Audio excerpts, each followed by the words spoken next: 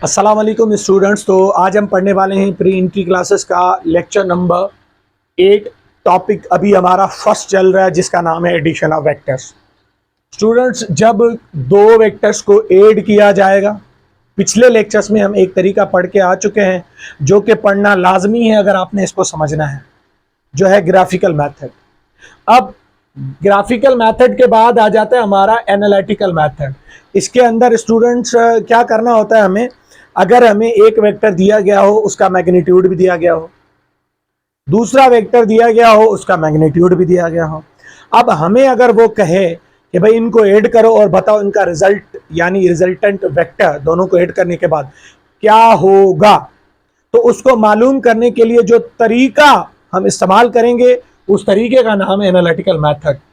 लेकिन जो कानून हम इस्तेमाल करेंगे, जो फार्मूला हम इस्तेमाल करेंगे वो हमारा होगा कोसाइन लॉ, जो कि ये है। इस तरीके को इस्तेमाल करके अगर आपको एक वेक्टर का मैग्नीट्यूड दिया गया हो, दूसरे का भी मैग्नीट्यूड दिया गया हो, तो आप उनका रिजल्ट यानी उनका जो रिजल्टेंट वेक्टर है उसका मैग्नीट्यूड आप मालूम कर सकते हैं। ए यहाँ पे फर्स्ट वेक्टर का मैग्नीट्यूड पड़ेगा, यहाँ पे सेकंड वेक्टर का मैग्नीट्यूड पड़ेगा, और यहाँ पे भी फर्स्ट का मैग्नीट्यूड, दूसरे का मैग्नीट्यूड, और ये उनके दरमियान की एंगल वो भी लाजमी है स्टूडेंट्स, वो भी इस फार्मूले के अंदर लाजमी है, तभी आप रिजल्टेंट का मैग्नीट्यूड मालूम कर पाएंगे। ठीक, तो अगर ये वैल्यू पुट करेंगे तो आप इस तरीके से एनालिटिकल मेथड के जरिए कोसाइन लॉ को इस्तेमाल करके आप रिजल्टेंट यानी आर का मैग्नीट्यूड मालूम कर सकेंगे। बात आ गई समझ स्टूडेंट्स। अब बहुत सारे स्टूडेंट्स कंफ्यूज होते हैं कि सर कहीं पे तो लिखा होता है कि ट्रायंगल लॉ इस्तेमाल होता है, और अक्सर टीचर पैरेललोग्राम ला के इसको पढ़ाते हैं, और कुछ टीचर्स तो इसको पाइथागोरस थ्योरम करके पढ़ाते हैं। स्टूडेंट्स, आपकी बात भी वैलिड है, बात सुने। ये जो है ना, ये फार्मूला जिसको आप कोसाइन लॉ कहते हैं, जो यूज होता है एनालिटिकल मेथड के अंदर दो वेक्टर्स को ऐड करने के बाद रिजल्टेंट का मैग्नीट्यूड मालूम करने के लिए, ये असल में निकला है, या तो ये निकला है ट्रायंगल से, डेरिवेट हुआ है, ड्राइव हुआ है, या तो निकला है ये पैरेललोग्राम से। ठीक, अब ये कह क्या रहा है, ये कह रहा है कि अगर दो वेक्टर्स किसी ट्रायंगल की दो साइड्स को रिप्रेजेंट कर रहे हो तो मैं तीसरी साइड को मालूम करने के लिए बनाया गया हूं, और ये इसी से निकला है, हम बनाएंगे आगे जाकर। तो सर तीसरी साइड ही तो रिजल्टेंट है, तो सर यही तो बात ये कह रहा है, और ये इससे निकला है। लेकिन जब आएगी बात पैरेललोग्राम की तो ये वही फार्मूला कहेगा कि अगर कोई आपके पास पैरेललोग्राम की शेप है जिसकी दो साइड्स एक वेक्टर को रिप्रेजेंट कर रही हो, दूसरी दो साइड्स दूसरे को, तो ये जो बीच वाली लाइन है ना, बीच वाली लाइन ये रिजल्टेंट होती है उनका। मैं इसका मैग्नीट्यूड मालूम कर सकता हूं इस फार्मूले के जरिए। तो अब अगर हम ये कहें कि ये फार्मूला निकला है इससे, जो कि इसकी तीसरी साइड को मालूम कर सकता है, तो बनेगा ट्रायंगल लॉ। अब अगर इसी लॉ को हम ये कहें कि ये निकला है इससे, जो कि मालूम करता है इस डायगोनल को, इस लाइन को, या इसको आप रिजल्टेंट भी कहते हैं, तो फिर इसको कहेंगे पैरेललोग्राम लॉ। तो भाई इसी को ट्रायंगल लॉ भी कहते हैं, इसी को पैरेललोग्राम लॉ भी कहते हैं। अब ये बनेगा किससे, मैं एक शेप बनाऊंगा, आगे जाकर मैं इससे प्रूव करूंगा और ये बना के दिखाऊंगा आपको कि कैसे डेरिवेट हुआ, और पैरेललोग्राम से भी मैं आपको ये ड्राइव करके दिखा दूंगा कि ये कैसे मैंने इस शेप से बनाया, कैसे मैंने इस शेप से बनाया। अब आपके माइंड में एक और होगा, इसको हम प्रूव करेंगे स्टूडेंट्स, इसको हम आगे जाकर प्रूव करेंगे। लॉ यही होगा, ये लॉ होगा, असल लॉ ये है जिसके जरिए हम रिजल्टेंट का मैग्नीट्यूड मालूम करते हैं। ठीक, अब यहां पे अगर स्टूडेंट्स बात की जाएगी पाइथागोरस थ्योरम की, भाई पाइथागोरस थ्योरम भी कोई और चीज नहीं है, यही फार्मूला है, यही फार्मूला है, इसकी छोटी फॉर्म है, इसकी रिजॉल्व्ड फॉर्म है। देखो ए स्क्वायर पीछे हम ये पढ़ के हैं, plus plus B square. Sir ये वाला हिस्सा मिसिंग है, बाकी तो सेम है ना, ये वाला हिस्सा मिसिंग है, बाकी तो सेम है ना। देखो पाइथागोरस थ्योरम भी कोई और चीज नहीं है, कोसाइन लॉ है। तो सर फिर ये क्या कहता है, ये कहता है अगर दो वेक्टर्स के दरमियान, यहाँ पे देखो 90 डिग्री की एंगल नहीं बन रही, यहाँ पे मैंने दो वेक्टर्स को ऐड किया हुआ है, यहाँ पे इनके दरमियान मैंने कौन सी एंगल बनाई हुई है, 90 डिग्री। और cos 90 का वैल्यू क्या होता है 0, और यहां पे 0 आके इसके साथ मल्टीप्लाई होगा तो उसको कर देगा कैंसिल। यही फार्मूला शॉर्ट बन जाएगा, और इस शॉर्ट फार्मूले को कहते हैं पाइथागोरस थ्योरम, जिसके जरिए हम रिजल्टेंट यानी तीसरी साइड ऑफ अ ट्रायंगल मालूम करते हैं। तो एक्चुअल क्या बना स्टूडेंट्स, ये है वो मेन फार्मूला जिसकी मदद से हम एनालिटिकल मेथड के जरिए इस फार्मूले को इस्तेमाल करके रिजल्टेंट मालूम करते हैं जब दो वेक्टर्स को ऐड किया जाए।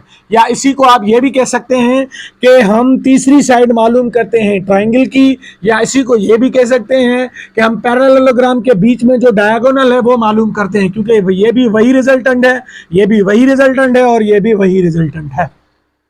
बात समझ आ गई स्टूडेंट्स? अब हम कोसाइन लॉ को ड्राइव करेंगे, लेकिन उससे पहले हमें तीन चीजें आनी चाहिए। वो क्या है?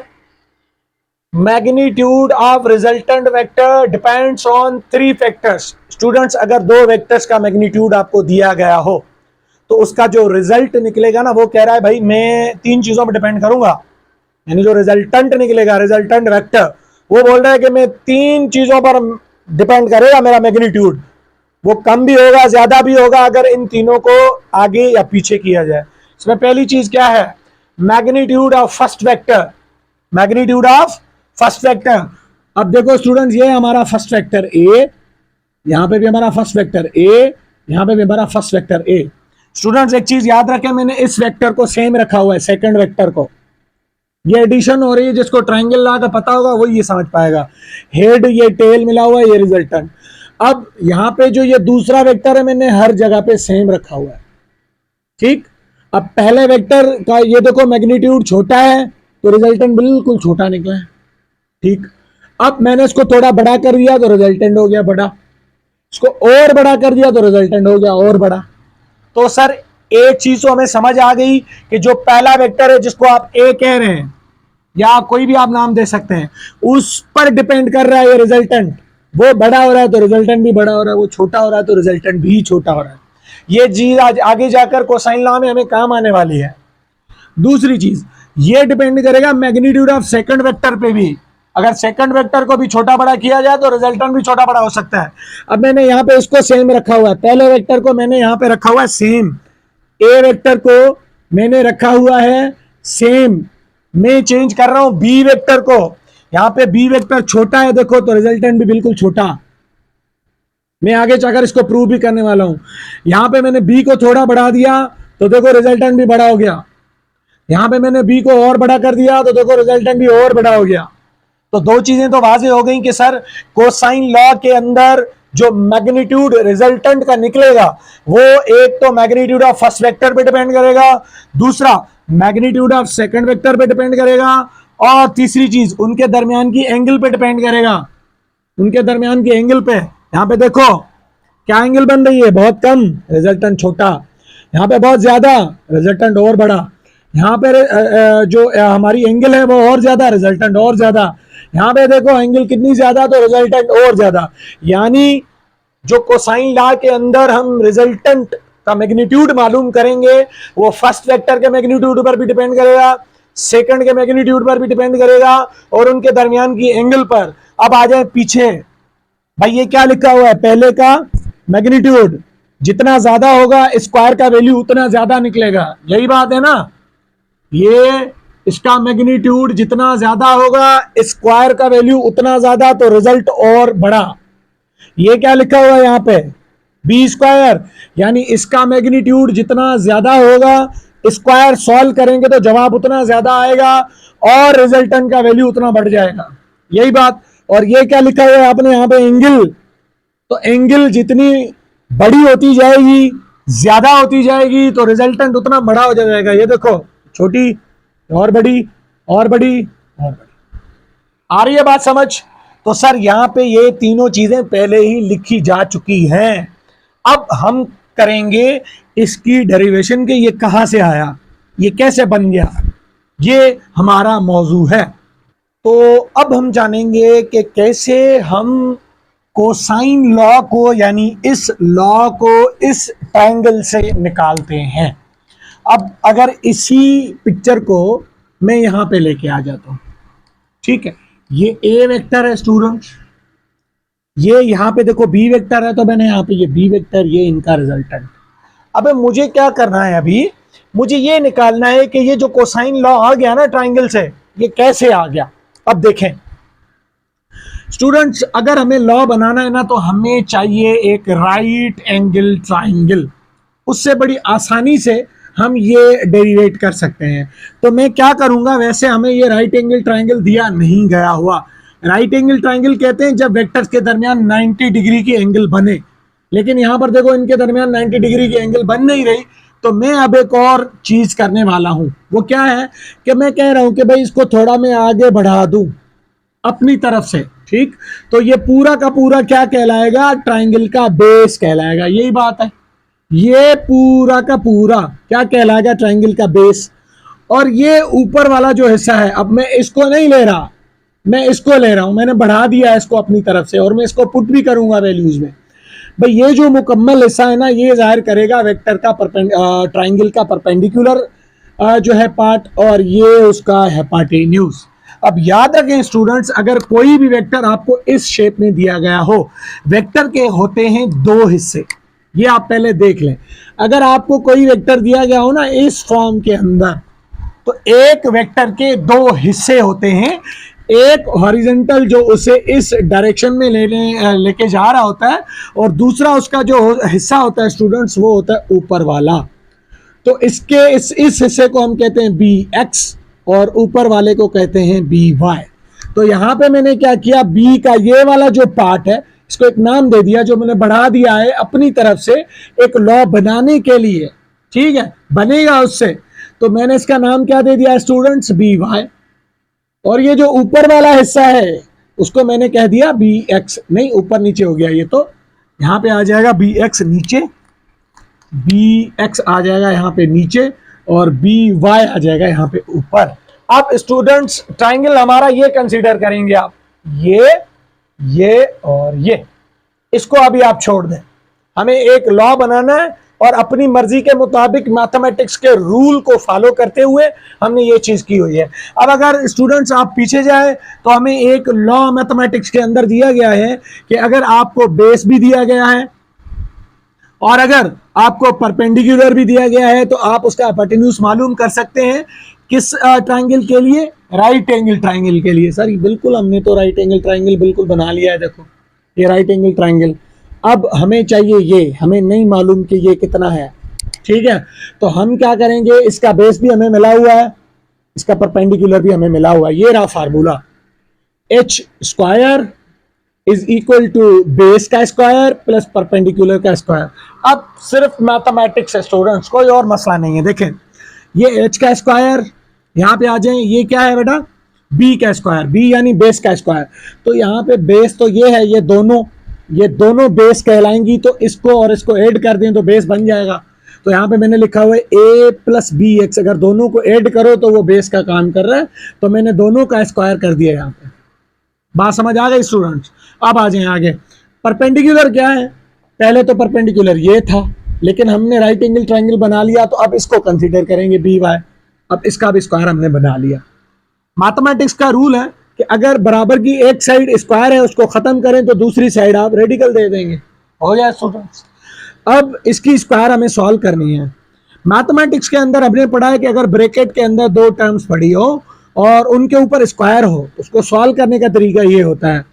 इसी को फॉलो करते हुए इसको हम सॉल्व करेंगे। पहले क्या कह रहे हैं, ए का स्क्वायर, ये ए है, इसका स्क्वायर, फिर 2 रखा 2, फिर ए ये है, देखो मैंने इसको ए कंसीडर किया हुआ है, फिर बी तो मैंने यहां पे रखा बी एक्स, हो गया, फिर प्लस प्लस, फिर बी का स्क्वायर मैंने इसका स्क्वायर कर लिया, बी स्क्वायर एक्स, क्लियर हो गया। अब ये plus same B square Y same, ठीक हो गया स्टूडेंट्स। अब एक और चीज हम पीछे पढ़ के आए हैं कि सर जो वेक्टर का एक्स कंपोनेंट होता है वो बराबर होता है बी कॉस थीटा के, जो वर्टिकल कंपोनेंट होता है वो बराबर होता है बी साइन थीटा के। अगर आपको ये समझ नहीं आया, आगे जाकर ये चीजें फिर रिवाइज होंगी, आपको आ जाएगा समझ। बस ये याद रखें कि बी एक्स इक्वल होता है बी कॉस थीटा के, और बी वाई इक्वल होता है बी साइन थीटा के। ये आगे और भी क्लियर हो जाएगा आपका। तो मैंने यहां पे क्या रखा, बी एक्स की जगह पे बी कॉस थीटा, और यहां पे मैंने बी एक्स की जगह पे क्या रखा, बी कॉस थीटा, लेकिन इसके ऊपर स्क्वायर है तो मैंने दोनों के ऊपर स्क्वायर लगा दिया। यहां पे मैंने क्या किया, बी स्क्वायर वाई की जगह पे B square sine square theta रख दिया, जो कि इसके बराबर है। इसके ऊपर भी स्क्वायर आएगा तो इसके ऊपर भी स्क्वायर आ ही जाएगा। अब इन दोनों में से मैंने बी स्क्वायर को निकाल लिया कॉमन, यहां पे बच गया यहां पे cos square theta plus sine square theta, बाकी सेम। और मैथमेटिक्स के अंदर cos square theta plus sine square theta is equal to 1 के बराबर, तो ये हो जाएगा खत्म, मल्टीप्लाई होगा 1 इसके साथ तो खत्म हो जाएगा। ये फार्मूला आ गया, इसको इस तरीके से भी लिख सकते हैं। सर यही तो हम कह रहे थे कि इसी को कहते हैं कोसाइन लॉ। ये हमने किससे निकाला, ट्रायंगल से। कोसाइन लॉ को हमने ड्राइव किया किससे, ट्रायंगल से। तो इसीलिए इसको ट्रायंगल लॉ कहा जाता है, क्योंकि ट्रायंगल से निकला है। और लॉ क्या कहलाएगा, कोसाइन लॉ। ये अब इसकी मदद से अगर मुझे इस वेक्टर का मैग्नीट्यूड दिया गया हो और इस वेक्टर का मैग्नीट्यूड दिया गया हो, तो मैं इसका मैग्नीट्यूड आसानी मालूम कर सकता हूं। मुझे जस्ट यहां पे वैल्यूज पुट करने हैं। बात आ गई समझ स्टूडेंट्स। अब यही लॉ मैं इससे भी प्रूव कर सकता हूं, जैसे मैंने यहां पे प्रूव किया। सेम मेथड होगा, सेम तरीका होगा। देखो सेम तरीका, ये मैं डिफाइन करने वाला नहीं हूं, लेकिन मैं यहां पे बता दूं, ये ट्रायंगल कंसीडर होगा, यही चीज यहां पे की हुई, तो इसको पैरेललोग्राम लॉ कहते हैं। लेकिन अल्टीमेटली ये है वो चीज जो इससे भी हासिल हो रही है, इससे भी हासिल हो रही है। तो इसकी मदद से हम क्या करते हैं स्टूडेंट्स, अगर हमें दो वेक्टर्स के मैग्नीट्यूड दिए गए हो तो तीसरे रिजल्टेंट का मैग्नीट्यूड हम आसानी मालूम कर सकते हैं। तो इसके साथ हमारा एनालिटिकल मेथड भी हुआ कंप्लीट, कोसाइन लॉ भी हुआ कंप्लीट, ट्रायंगल लॉ भी हुआ कंप्लीट, पैरेललोग्राम लॉ भी हुआ कंप्लीट, और पैथागोरस थ्योरम या पैथागोरस लॉ भी हुआ स्टूडेंट्स कंप्लीट। अगर आपको हमारा टॉपिक और लेक्चर और तरीका समझ आ रहा है स्टूडेंट्स, तो काइंडली लाइक और कमेंट जरूर कीजिएगा। शेयर का जो मामला है वो आपके ऊपर है, लेकिन अगर आपको लेक्चर समझ आ रहा है और आप ये चाह रहे हैं कि मैं आगे और वीडियोस बनाऊं, तो आपने क्या करना है, कमेंट नीचे जरूर करना है और लाइक जरूर करना है।